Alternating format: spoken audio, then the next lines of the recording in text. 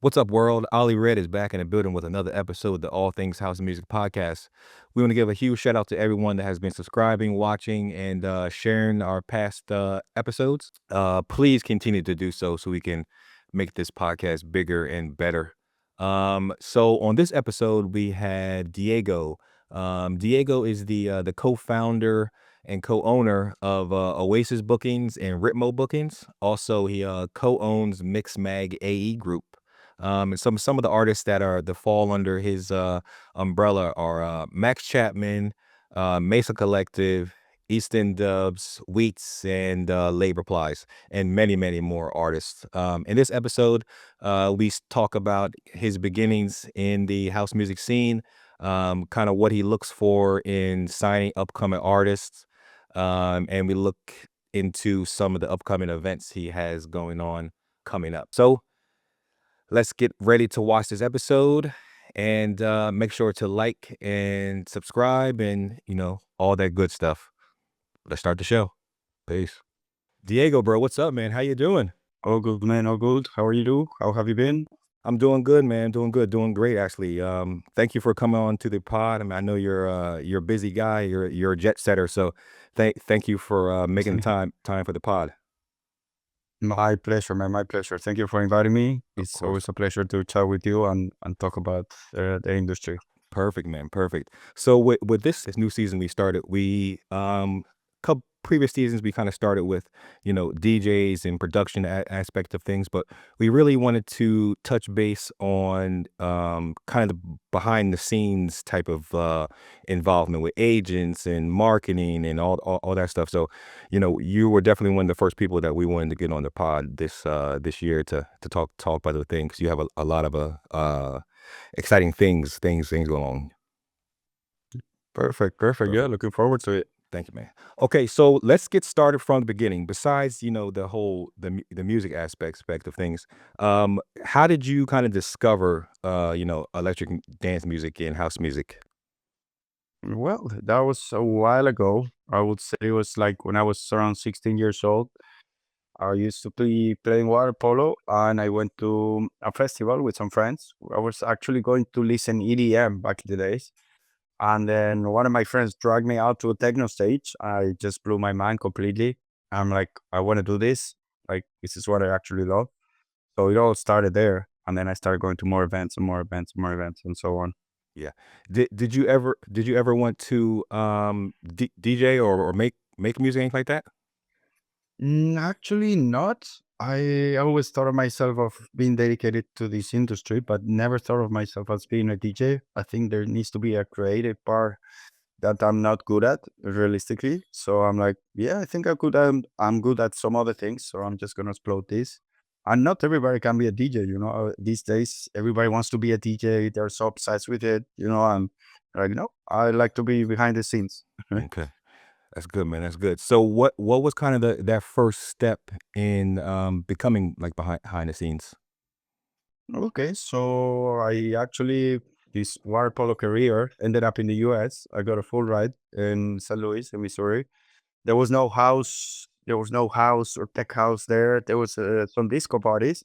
So I met one of the promoters that were doing disco, and I'm like, "Hey, do you have any venues? Because I would like to throw a party of house and tech house." And then we did a group of a few college kids, and we started doing parties for 50 people, and we ended up doing for 200. Then we ended up bringing Ignacia, Adrian Hour, Ryan Crosson, and some other big headliners. Nice. Yeah, I started off as a promoter. Yeah, that's basically how I started. The And then promotion I is became an agent mhm. by talking to one of these agents and asking them, "Hey, do you need any help?" I was still in college, and he told me, "Yeah, why not?" I started offering artists to promoters. The first year was zero bookings completely.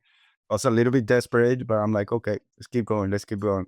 And after a year, I get my first booking. I was like, wow, that's great. And then I started doing maybe 2 a month, then 3 a month, and then it was all very slow, very slow. I Yeah. had to be very patient, Yeah. but yeah, it worked out well. So from the time that you kind of got zero bookings, what was your mind frame? Like, did you ever want to like give up? Did you ever just want to think like maybe this isn't for me? And then if so, like what was the mind frame that kind of kept you there so you can continue? Yeah, it was a little bit tough, like when you're working 2, 3 hours a day and you don't see the results, you're like, am I doing the right thing? But then I said to myself, Diego, is this really what you want to do? Like, yes, that's what I want to do for a living. So I kept going and kept going, and it worked out. Dope, man. That's dope. That's dope. So from that, do you still kind of talk to that first the guy that gave you a shot? No, really, that was a long, long time ago. Oh, well, actually, you talk about the agent. Yeah, Yes, yeah, yes, yes. Yeah. He has a big agency in Spain. He's doing very well. I took a step on the side. I have my own agency now, but yeah, I only have good words about my previous my previous boss. yeah, Yes. yeah. That's dope, man. That's dope. Yeah, that's good to keep that connection because you never and it kind of seems like he was like a like kind of like a mentor to you. So I'm sure you can reach out to him if you have any questions or anything like that. Yeah, I mean, to be honest, the relation didn't end up as good as I would like to end, Okay. Hmm. because I took a step on the side and I did my own agency, Okay. and he didn't take it that well, but I Yeah. still only have good words about him. Yeah. Yeah. Well, I mean, side note, I mean, as a boss, you want your employees that are under you, you want to teach them so well that they want to go out and kind of do their own thing and let them grow. Yeah, exactly, exactly. Or Yeah. give them the opportunities to grow inside the company. But I was at a point where I have a ceiling and You they're like, stealing, I yeah. cannot go up from here. Yeah. So I'm like, okay, I need to do my own thing then. Yeah, yeah. I like to be the boss of giving the opportunity to the people that are working with me to grow as much as I'm growing in the agency. Yeah. Make it perfect. Yeah. Can you dig a little more deeper into the growth aspect of things and hitting your ceiling? Because often I think people they get comfortable in one situation, but they don't they're maybe fearful of the kind of stepping out on their own. Can you kind of talk about your thought process on that? Yeah. So I was already, I've been working since maybe 2015, and we're talking about 2022 when I had this little argument with my ex-boss, and I decided, like, is this the right time? But I was like, I maybe go throwing myself to a pool that doesn't have any water. Yeah. I don't know. I have no idea, but I'm like gonna take the risk. I took the risk. I brought my roster with me. I brought my current partner, who is Seru, with me. We started off 2 people, and we're now 8 in the agency, and we have a roster over 50 artists. So, yeah, it was a tough step because you never know what's gonna happen after. But if you if your gut tells you to do it, do it, Yeah. do it. Yeah, Yeah, for sure, man. I don't even think we mentioned the name. Mention all your names for your agencies. yeah. I mean, I have an agency in the US and South America called Ritmo Bookings. We take care of artists such as Eastern Dubs in South America, Fleur Shore. We have artists like Zero in North America, South America, AJ Cristo, Richie Ahmed, etc., etc., etc. Yeah, we have a pretty decent roster. Yes, sir, you We're do. very happy with it. Yes, sir, you do, man. Actually, we met first in San Diego. You think you had an artist? I forget what artist. Do you remember who it was? Trying to think who that was. That was Bang Bang for sure. Yeah. Late Replies. I think it was Late Replies, or Could have been. Yeah, oh, probably. I don't know, bro. I don't Yeah. remember right now. Yeah, There's it too was like many a year. Yeah, bookings. I know. So yeah, we met because I was doing some artist liaison work. And Mm. we met there, hit it off. We chilled out, and then like a couple weeks later, we were in Miami together. So yeah, like I said in the beginning, like we definitely wanted to get you on the pod for sure. But so let me know about so you take the step and you kind of do your own thing. Actually, let's rewind a little bit once we get back into that into when you were still with the other agency. So from the beginning, how did you kind of meet these artists to bring them on to the agency that you were on? Oh, okay, that's a cool question. Yeah. I like that one. So you actually meet them going to parties, then going to backstages. I used to be the guy asking for pictures to the artists that I'm representing now. Mhm. So I feel grateful every day for what I do because I'm working with people that I admire. So yeah, I was just going to parties, being polite, reaching out to these people, saying, "Hey, I'm an agent in the US. I've not been around for long, but I can promise you hard work. Give me a chance." And I started working. I think it was Max Chapman, one of the first ones. Actually, who else was one of the first ones? Step Zero was also one of the first ones. Uh, Della Swing was one of the first ones as well. And even Solardo, I met Solardo in Miami a while ago, and I used to work with them in Spain. But But I I actually met them all in parties, and then you meet them at parties, you show them good work, and then they speak to other artists, and they recommend you. They're like, "Oh, this guy's good.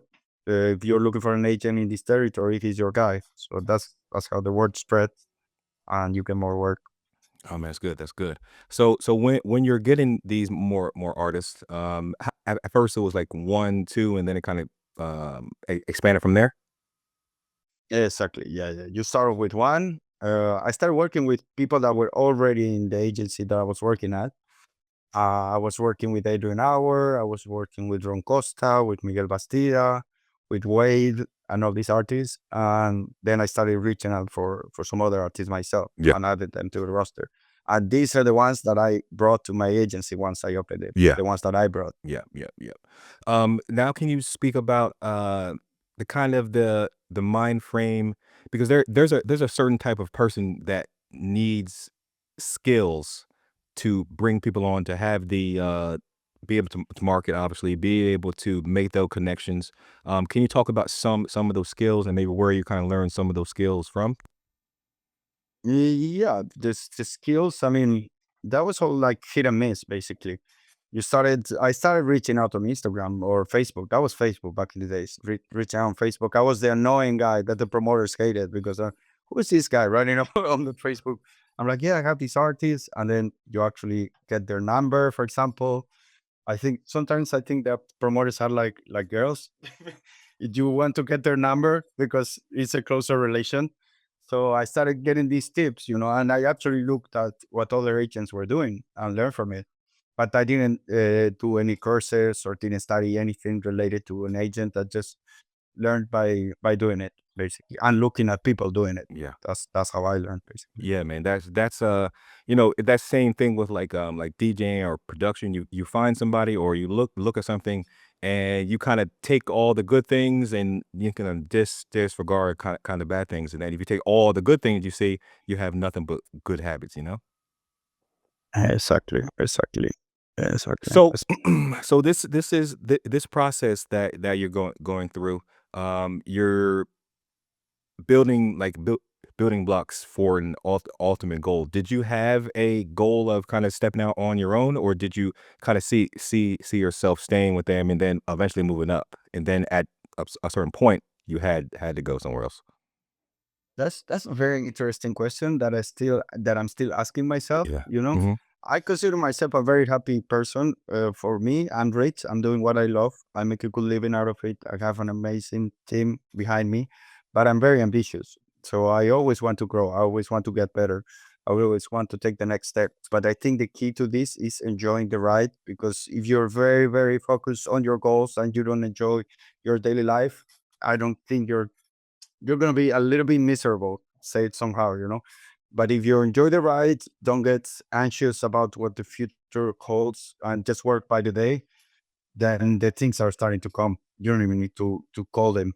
They just come. If you keep working hard, you do things right, and you're loyal to people. I think the key in this industry is have your values right and don't fail to the people that are around you, because if you build the right connections, these connections are going to be the ones that are going to help you out when you need them. For sure, for sure. Definitely keeping your values and like sticking to them, because this industry can definitely test your values on kind of what you believe in, what you were willing to do to kind of reach the next step for sure.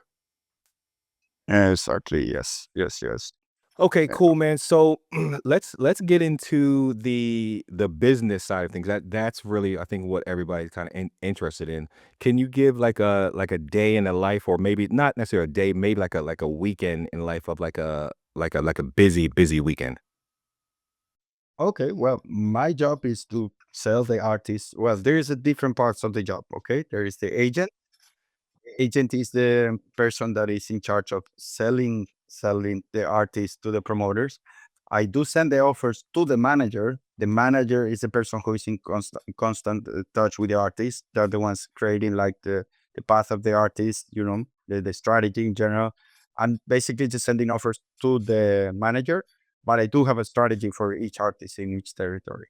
So I'm the guy that speaks with the promoters, the festival, the talent buyers, etc. And I talk with management and tell them my thoughts about the territories I'm working with, and how I think the artist will develop. That's probably what I do best. Yeah. Yeah, yeah, yeah. So as far can you I don't want to get into like the individual artists, but can you give like an overview on kind of what you know look for in an artist and how you position that artist in like different territories? Because everybody, if you have an artist that's focused in, we'll say for example Spain, whatever, right? They may be big there, but may not be big, here in where I'm at, Exactly. so Yeah. Yeah. can And any even the fees can be completely different. Some people ask me, so many promoters ask me, "Hey, what's the fee of these artists?" yeah. I'm like, "Wow, like this is all the supermarkets, Yeah. they don't have like a tag price." It depends on the capacity of the party, the ticket price, the demand of the artist, the amount of tickets that you think your artist is selling in that market. Mhm. So that all depends on that. So Yeah, yeah. it really depends. So for artists, yeah, that's a question that I get asked a lot. Like, as an artist, sorry, as an agent, what do you look from an artist in order to sign them? And like, it's very simple. I ask for demand from the promoters that I work with. How do you get to that demand? Then music. That's, for me, is the number one. Producing music. Producer, If you okay. don't produce good music, it's gonna be very hard that an agency approaches you. Okay. Also, social media is very important these days. Obviously, like it's very very clear. DJ skills. That's another part of the business. The way you look, the way you dress, the way you act. That's also important these days. I think it's a combination of things that makes one artist stand out of all the ones that are in the scene these days. Yeah. So, you mentioned that the social media aspect of things was kinda up there. Um, Now not getting into obviously 1 follower versus a million followers, but what is kind of like the entry level, you know, when you start looking at? And not even like when you start looking at, but like how do you find that niche or that person that fits that mold Mhm. you're looking for? Yeah. Yeah. So first I start seeing that the artist has some tracks that the headliners are playing. So let's say Localize is playing my track. Interesting. That can happen once. Doesn't ring a bell just yet. It happens 3 times. Marco Carola is playing it. Localize is playing it. Another are playing it. Pausa is playing it. And they're like, wow, this guy is good. So you start doing a little bit more research. Oh, this guy is actually starting to play at good parties. He's in Fabric London. He's in Buongiorno Classic in Italy. He's playing in Space Miami, let's say an example. So you're like, okay, this guy is interesting. And then before I sign them, what I like to do is talk to the promoters in the territory and ask them, hey, what's your thoughts on these guys? Because I have a good relation with the promoters that I work with. So I'm like, would you sign this guy? Would you book him? And they're like, yes or no. And that's how I make the decision whether I sign him or not. Yeah. So That's a little bit of the the process. process. Now, so one key thing I think, can we expand on just a little bit? How you reach out to promoters and ask them, what do you think about this person, right? So, side note, I play sports all my life. So the next level up of coach that I'll go from like high school to college or whatever, blah blah whatever. They would always reach back to my former coaches and ask how's his kid? Does he work hard? Does he show up on time? Blah, the small things, right? So kind of can you explain the reasoning to reach back to these promoters and kind of some of the conversations that you had, either good ones and bad conversations?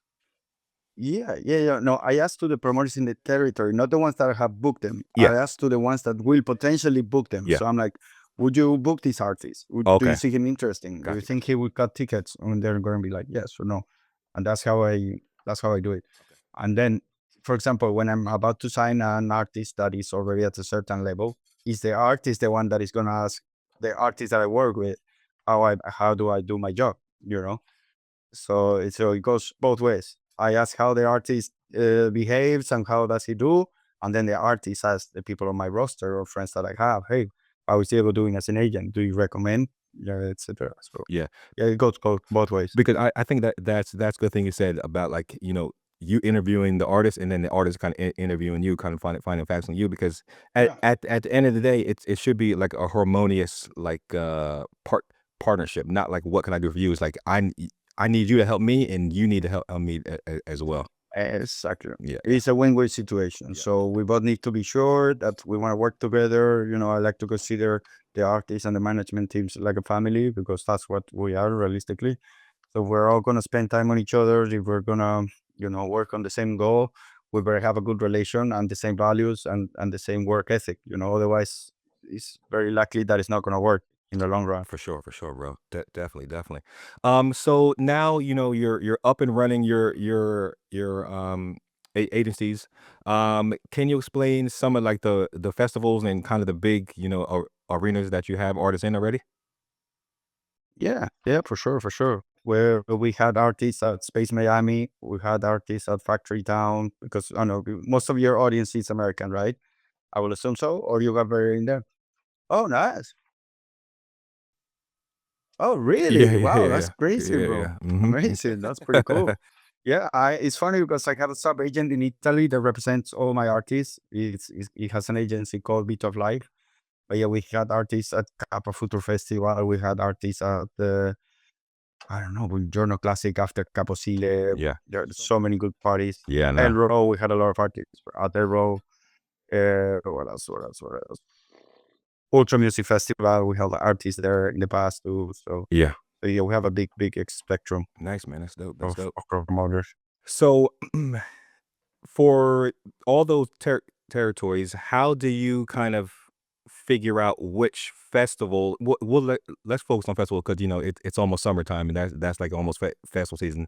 Let's focus on those. How did you reach out to those venues or festivals and like say I have an artist that I think will do good in your festival? Mhm. Hmm. Yeah, so the at first it's hard that a festival replies to somebody that they don't know. So it builds up the time. You need to create a relationship with the time. You need to first meet them in person probably, or somebody talk good about you so they listen to you, because these festivals already have their ideas. It's not like a club where they program maybe 100 dates a year and you have a chance of proving new artists. These festivals have 2 days, two stages, and they know what they're booking, so it's complicated. First, they need to have a demand. If you have artists that they don't want, it doesn't matter the relation that you have with them, they're not going to book anything. So you need to have artists that are demanded. You need to have a good relation with the festival booker, and you need to be lucky that they want your artist in for the festival. It's a combination of things. Yeah, yeah, yeah. So Hmm. one thing you mentioned about like meeting them face to face. Um, Now I'm gonna ask this question later, but we can briefly speak on it. Let people know the money up front you have to do to get artists in, i.e., going to festivals, going out meeting people, traveling to different countries and stuff like that. Because you said most people don't reply to an email that they don't know. Exactly. So can you explain Yeah. the kind of like the upfront cost and money wise and like the sweat equity into it as well? Yeah, I mean, I had to spend a lot of money on travel by myself, in order to meet these people. A lot of money on accommodation, a lot of money on flights, a lot of money on parties, a lot of money on tickets back in the days where I didn't have guest list. But I saw it as an investment. I saw it as an investment. Is what I want to do. It's not that I was having a hard time. I was going to a party that I loved. But yeah, you were spending some money. So you're like, okay, this is an investment. I need to do it. It's like if somebody wants to once they're all in the bank, they need to do an MBA, for example, Mhm. something like that. So they spend money on that. I was spending money on other things. Yeah, for sure, for sure. Okay, cool, man, cool, man. It's really good, like insightful information. So, for some knowledge for an upcoming, someone that's trying to get into the business, like yourself, that doesn't necessarily want to, do the DJing aspect of things or the production aspect of things, because we mentioned earlier that there's many sides of this game. And not everyone Hmm. has to be, out front DJing, doing production. There is room and space to do other things, right? Absolutely. Can you explain to them kind of the A through Z things that you would do? Yeah. Mhm. Yeah. If I were to start from scratch right Scratch. now, Yep. What I will do is get some artists that I know and don't have management, and I believe in them. Probably some local people, that are friends or that that have potential. Reach out to them. They probably, if they are at their early stage of their career, they probably won't have any management or bookings. And you go tell them, hey, do you mind if I spend some time in your career to grow together? I'm not a professional manager, but you're not a professional DJ either. So I think we can help each other. So find that win-win situation and grow with this artist and start knocking out some doors, start meeting people, start developing the artist career, start to reach out to labels for these artists so they get good releases. And that will help you with the bookings. So, that's what I would do. Start digging out by myself, finding artists that I think are talented and that are willing to work with me, and just do it, man. It will take a long time. Don't expect results in 1 year or in 2 years. It may take 5 years to get results. But if you really want to do it, go ahead. The other option that you can do is reach out to agencies that are already established and ask them for internships or ask them for a job, or yeah, try to, depends on what you want to do, because there is advancing teams that do amazing job with the artists. They book the flights, they provide itineraries. It depends what you want to do. If you want to be in the logistics side of things, then you reach out to advancing agencies. If you want to be an agent, and look for agency. If you want to be a manager, then the same thing. So just try to find your way into this industry. Like, I want to be this or this or this, or do it all at once. Because when you're starting with an artist that has no management, has no advancing, has no bookings, you can start by doing all at once. So you learn everything from scratch. Yeah, yeah, yeah. That's definitely a good thing to do right there. Kind of learn, be like a jack of all trades, because then you can kind of go and navigate wherever which way you feel. Yeah, Exactly. It's yeah. like more comfortable. More comfortable, yep, for sure, for sure.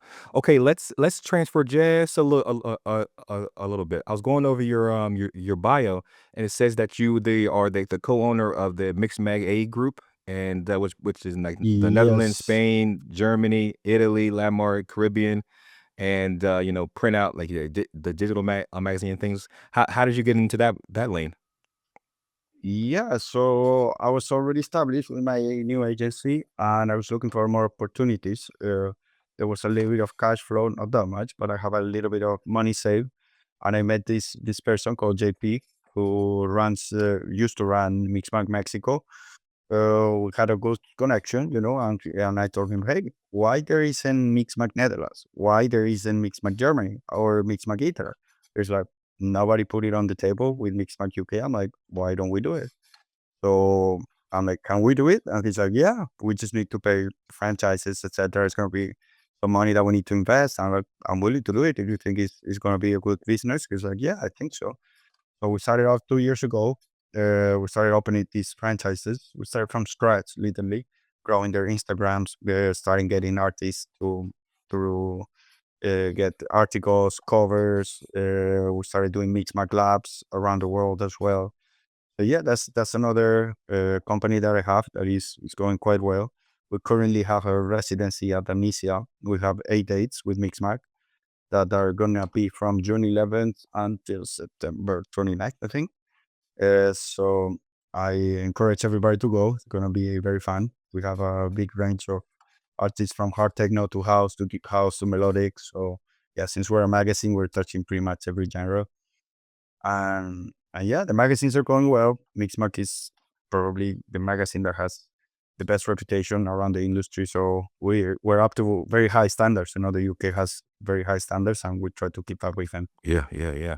No, no, man, that's cool. Like you saw a void in the scene, you kind of, inserted your knowledge into it. Now you have a whole nother process, which I'm sure that you didn't even think about, maybe two years Not at prior. all. Not at all. It just came, and I'm like, let's do it. Yeah, yeah. Why not? Yeah.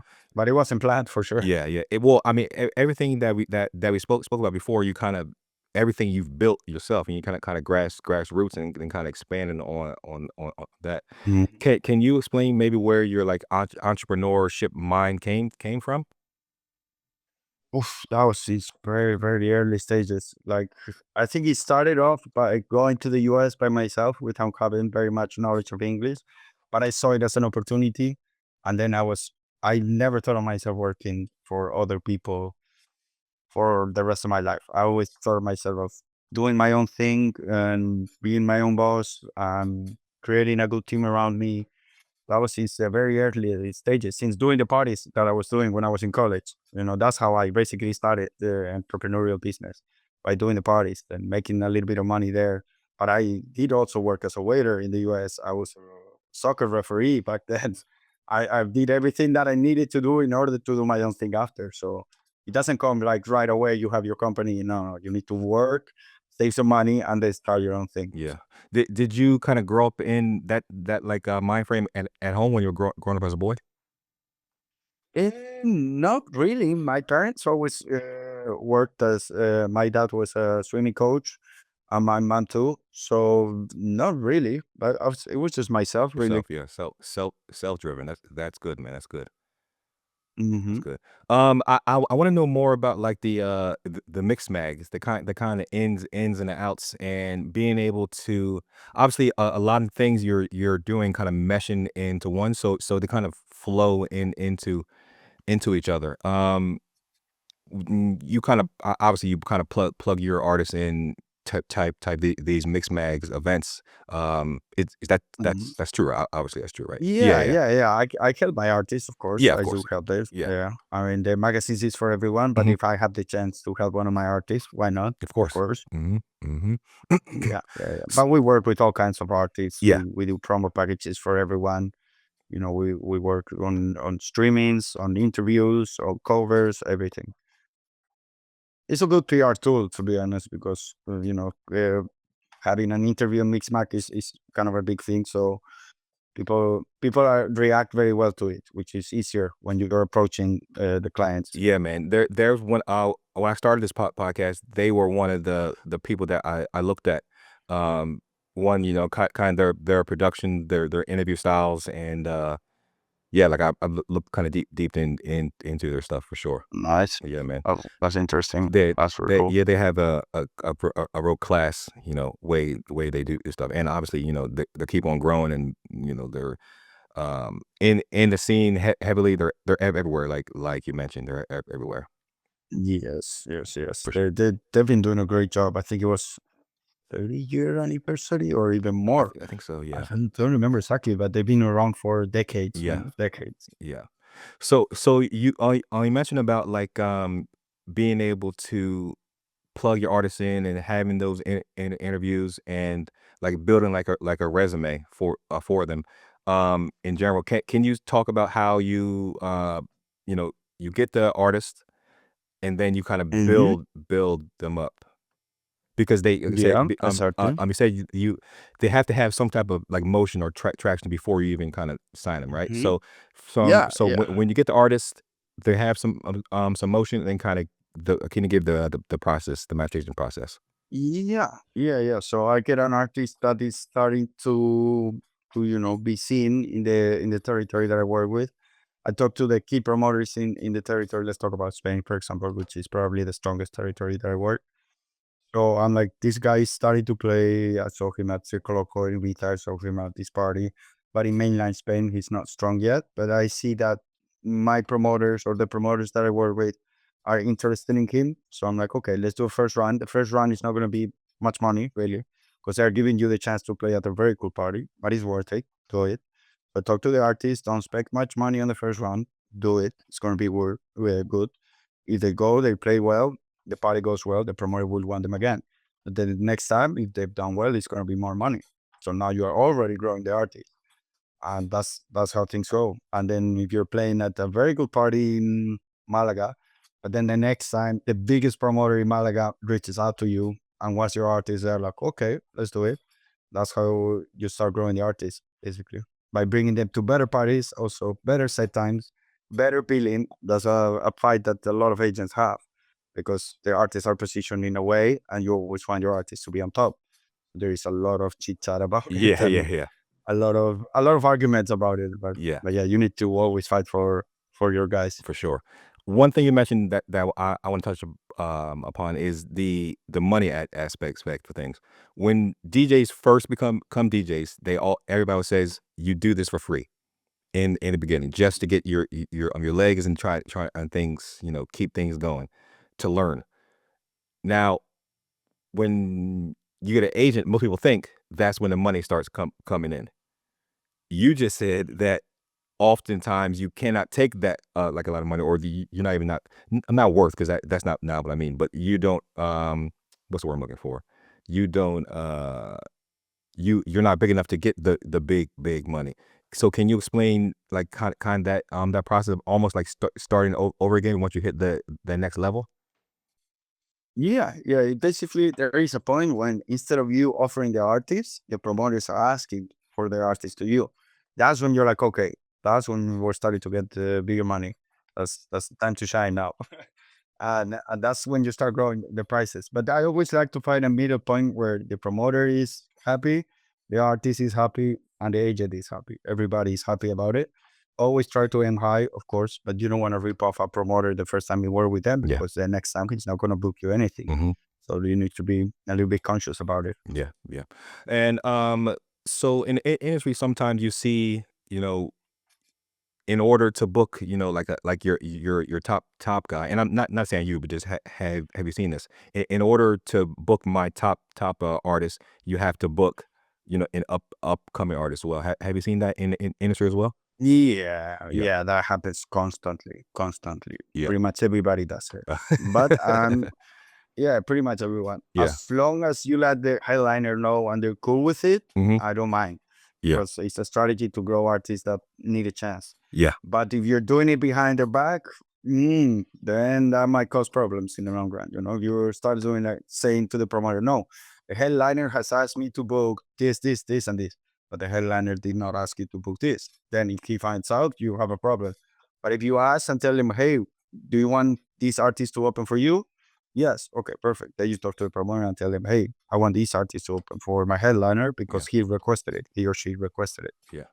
Why would an agent not be upfront with their top guy? I don't know, man. Yeah, it's weird. Sometimes it happens. I Yeah, wouldn't do it. yeah, it's I weird. wouldn't do it, Yeah, yeah, but yeah. I've seen it. I've seen it happen. Also there are big headliners that are touring constantly. You're not even in touch with them. You're in touch with their managers. They're so busy.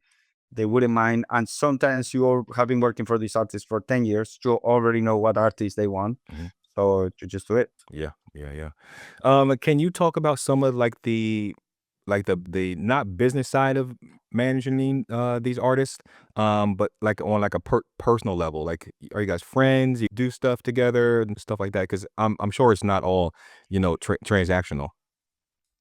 Yeah, I mean, I like to be in relation with my artists. I like to go to the shows with them. I like to keep a good relation. But as an agent, it's not really mandatory. I know a lot of high fast agents that are not in touch. No, sorry, not in touch. They're in constant touch, but they don't go to the shows. They're at home with their families, and that's also completely fine. But they've done the work before. They've already know all these promoters in person, so they're just okay. I've done it. I don't need to go out every time. I go out maybe 4 or 5 times a year, have a good time with my artists, and that's it. I consider myself still young. I like to go to parties. I like to be with the artists. I like to enjoy my work, because I love what I do. So I go there, but it's not mandatory as an agent. The manager, I would recommend to go to more events. Okay, for sure. And then there is the tour manager that we didn't mention yet, who is the person that travels with the artist. Yeah. Do Yeah. you guys have tour managers? Yeah, yeah, Yeah. yeah. Most of them have tour managers, yeah, Okay. especially the ones that are getting more money. Yeah, Yes. for sure. Because that's Yeah, yeah, almost they like do. double. Normally, I recommend to have a guy that is good at social media and taking videos. Yeah. That's very, very important. Yeah, yeah. So they can kind of double dip and getting good photos, good pictures, and as well take care of the artist on scene. Exactly, Yeah, yeah. exactly. Okay, so I want to talk about some big things you have coming up. I know we just did my music week. Can you talk about, like, a little bit of artists and kind of shows you guys did in Miami? Yeah, yeah, yeah. I mean, we had our Mixmag Caribbean party at the mall. It went really well. We had Richie Ahmed, we had Stacey Pullen, we had Jesse and Jean Pierre. We had Tony Gerrard, he is my state as well. We had Oliver. They all played really, really well. Then we had Oliver playing at their role, was really good, and Space. Stacy Pulling had many shows as well. Yeah, that was it. I think for Miami For Music me, Week, that cool, was really fun. cool, Yeah. cool. Then we have now Sonar, which is probably the strongest week for us for the year. Yeah. We have Mason are gonna do two parties, daytime and nighttime. Eastern Labs is doing two parties. He's doing EastEnders on Thursday. He's doing extended on Sunday. And we have 432 with Richie Ahmed on Friday at Tunnel. We have Pacate with Jean Pierre on Friday as well. We have our Mixmag party on Friday as well. I don't know what I'm gonna do Friday, bro. I need three buddies. Yeah, arms, man, arms. I don't know what I'm gonna do Friday, but Yeah, I'll man. be I'll be everywhere. Yeah, yeah. So yeah, it's looking very good. Then we have Kaluki as well on Sunday. So Okay. yeah, it's When gonna be when really is good. that? This weekend? No. That's in Sonar Week. That's in June. June. Okay, I okay, okay. recommend you to go. Yeah, it's like the Miami Music Week of Spain. Yeah. Call it somehow, so you Yeah, can yeah. understand. Yeah, I think in the industry there are three key weekends. There Yep. is ADE, of course, for me it's the most important one. Mm-hmm. Miami Music Week and Sonar Week. Yeah. Yeah, So yeah. yeah, these are like the three key meetings or conferences where everyone Conferences, yeah. goes. That's a good little transition is right there. Being able to how do you set up these meetings? Because some of these meetings I have, and obviously you're on a way bigger level than myself, but some of these meetings I have literally last 3 or 4 minutes, you know? It's a quick, "Hi, how you doing? Blah, blah, this is what I do, blah, blah, blah." How do you kinda construct those meetings in those big key places? Yeah, so I think there's the vast majority of the meetings that I get requested, or I even thought of doing like a few years ago, can do it on a call, literally. So don't waste time on things that are not necessary and try to focus on people that you haven't met in person, that you want to present a project to. But for example, to book one of my artists, you don't need to meet me in person. You can show me an email. You can come to the party of my DJ. I invite you there. We'll get a shot or whatever. But we don't need to waste 30 minutes to meet our face to face. Sorry, to book a DJ. But if you want to do a project with Mixmag in Italy and you have three venues, you want to present a project, then yes, it might be a good idea. If you wanna, I don't know, uh, like bigger projects, things that are more interesting, but you need to choose the meetings wisely because most of them can be done on a call. Yeah. Cool. That's my thoughts. Cool, man. All right, bro. So we almost come to an end right now. So, one of the last questions we leave off on is, um, not necessarily what would you have changed, but what would you tell yourself then to better prepare yourself for now? Mm, Oh, that's a good question. Like, to be honest, I would have done everything pretty much the same because it's what my gut already told me. So I will tell to myself, always follow your gut. Yeah. And enjoy the Yeah, ride. That's the most important thing. Enjoy the ride. definitely. Be grateful every day for what you have, for what you're doing, and just follow your dreams. Hell yeah, bro. Hell yeah. Okay, so let everybody know where they can find you on social media and stuff like that. Yeah.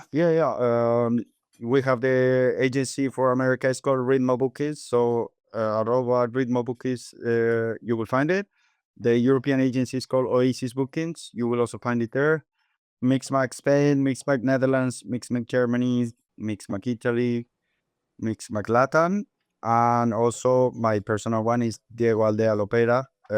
You can find me there too. Cool, bro. Cool, So bro. yeah, All right, bro. Thanks for coming on the podcast, man. And my of course, pleasure, bro. bro. And this has been a new episode of the All Things House Music Podcast. Peace.